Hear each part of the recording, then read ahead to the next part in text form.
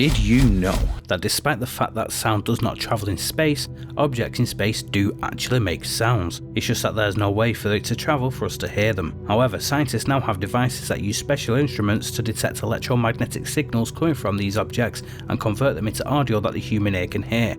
Here are a few of those sounds.